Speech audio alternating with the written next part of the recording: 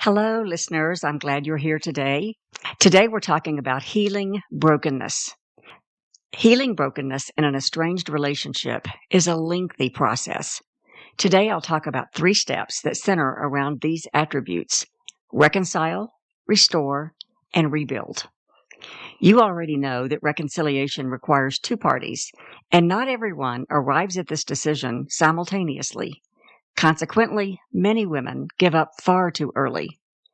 While one may not be ready right now, it doesn't mean you can't continue to pray and begin to work on your part. Brokenness brings many emotions to the forefront, and working toward reconciliation takes time, commitment, and effort, even if you're the only one working on it at this time. Whether you're in the midst of this process or just thinking about it, listen in today for concrete steps to heal your brokenness. Find the full transcript for this episode, plus resources for women, at Estrangement, Turning Pain into Peace, at beckykolb.com/56. You're listening to Estrangement, Turning Pain into Peace, a podcast and free resource for women with estranged relationships, created by me, host and coach Becky Kolb. My superpower is to help you turn your emotional pain into peace by conquering guilt and shame, rebuilding self-confidence, and developing healthy boundaries. I've dealt with estranged relationships most of my life and know both the pain and the peace. Subscribe to this podcast so you don't miss a thing. Now, let's dive into today's episode. Reconciliation may be your heart's desire. You think about it day and night, longing for healing and restoration with your estranged loved one. You pray continually. It's been months or years, and the needle hasn't moved, at least as far as you can tell. First of all, never underestimate the power of God. If you've been praying for your loved one, keep it up, because you don't know what God is doing in their life. All you see and feel is isolation and rejection. God is a master at reconciling relationships. He provided the path to reconciliation for all mankind to Him, and He can heal and restore your relationship with your loved one too. Moreover, Scripture says that Jesus prays for us. He is an intercessor when we don't know how to pray. You can be sure that He feels your pain and cares deeply for you and the one with whom you are estranged. Keep praying and asking God to intervene, to soften hearts of all involved, to bring a desire to all for reconciliation, forgiveness, and restoration, and ask Him to prepare all hearts to reconcile, restore, and rebuild, and then trust Him. Reconciling is a first step to healing brokenness.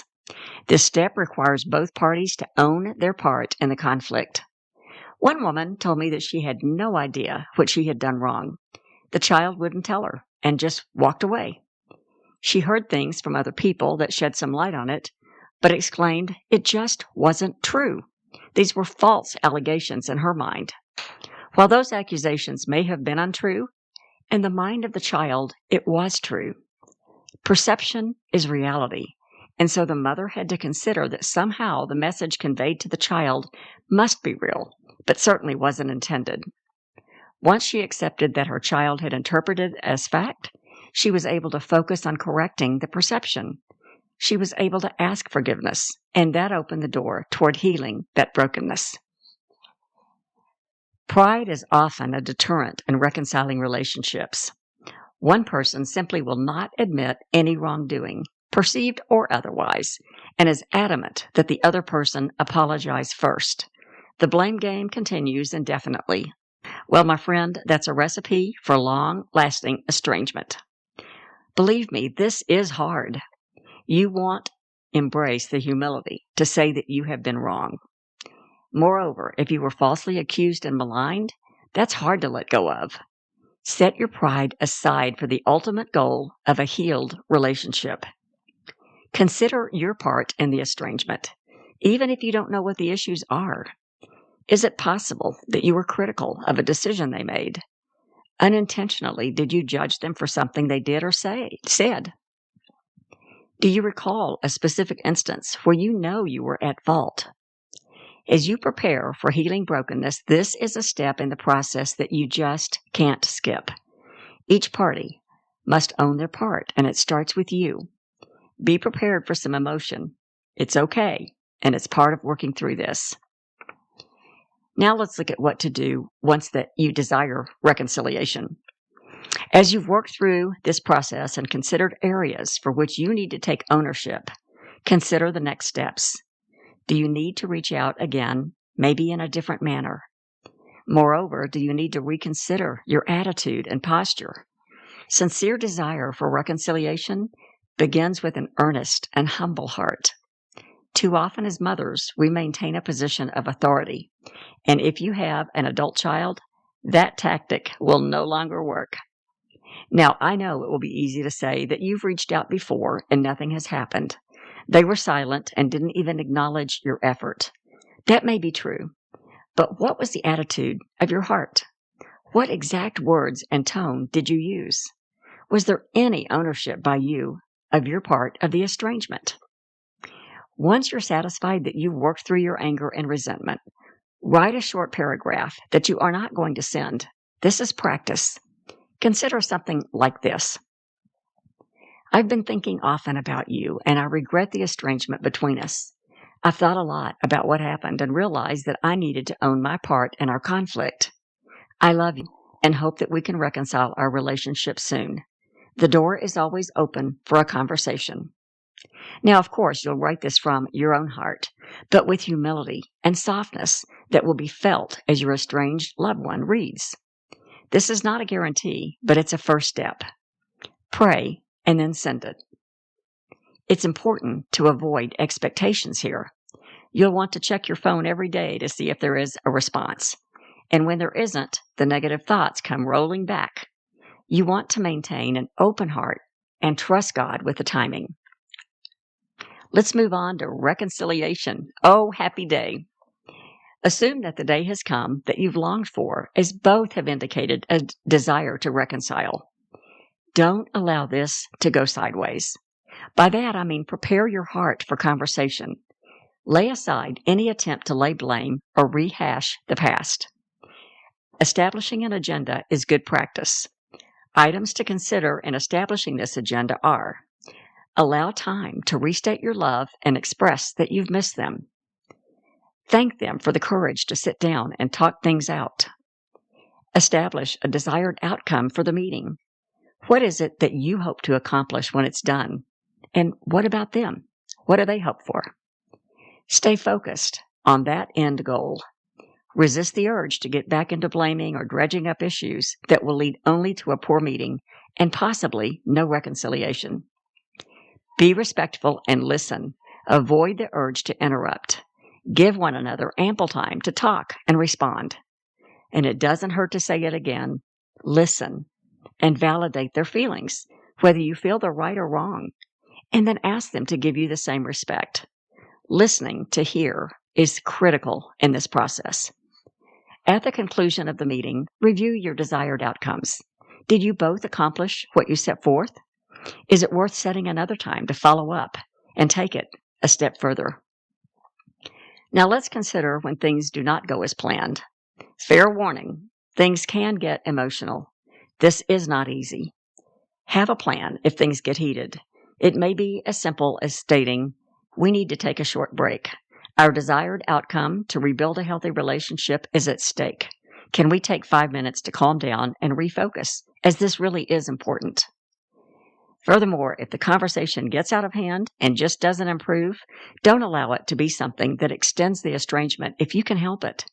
Consider ending the conversation and reiterating your love and desire to reconcile. Set another time when cooler heads prevail. If your loved one is angry and unwilling to set a time, stay calm and remind them that the door is always open and that you do love them. And then, finally, restoring the relationship.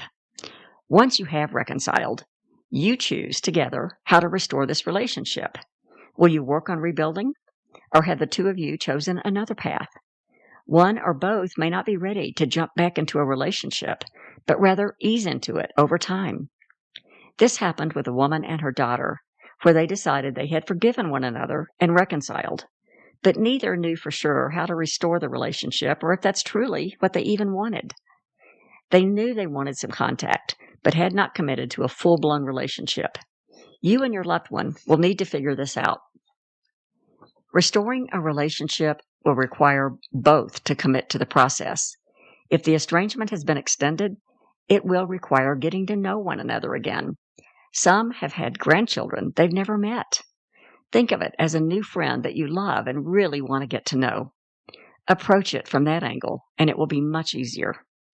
When my adopted daughter and I reconciled and restored our relationship, a prolonged period of time had elapsed. It was so enjoyable getting to know her as an adult. Embrace the restoration process and savor every moment. Now let's assume that the conversation has gone well and both of you want to rebuild a healthy relationship. That's the best news of all. You've owned your mistakes, forgiven, and reconciled. Now the arduous process of rebuilding begins. Let me illustrate something for you. See if you can picture this. You can physically do this exercise later, and I strongly urge you to do it. It's powerful. For now, imagine two sheets of paper lying side by side. One represents you, and the other is the estranged loved one. Now glue those two pieces of paper together. That represents the relationship between you two. Give the glue time to dry, 10-15 minutes, and then try separating the two pieces of paper. You'll discover that you can't separate them without ripping them apart. That's what happens in estrangement.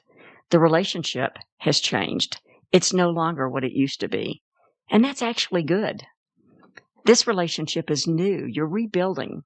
The old relationship may have memories and shared history, but you're building something new together. It's important to remember that you don't want that old relationship that deteriorated. Establish boundaries that are good and healthy for each of you as you rebuild. Just as you build a house, you need a blueprint, a foundation, solid framing, and good craftsmanship. Approach rebuilding this relationship with the same perspective. Where are you in the process of healing your brokenness? Is there something you can do today to move it to the next level? It's easy to stay in an estranged relationship.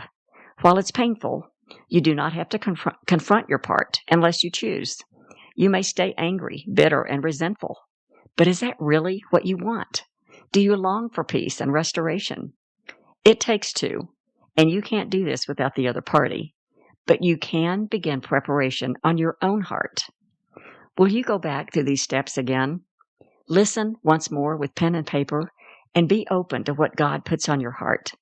It's worth the effort, I promise. And don't ever give up. Well, that's it for today. Until next time, consider healing the brokenness. Reconcile, restore, rebuild. Thanks for listening to Estrangement, Turning Pain into Peace. Estrangement is a difficult topic for many, and I applaud you for tuning in. Don't forget to check out earlier episodes too, and please share this with others who may need to hear. And if you're getting value, I would appreciate a short review.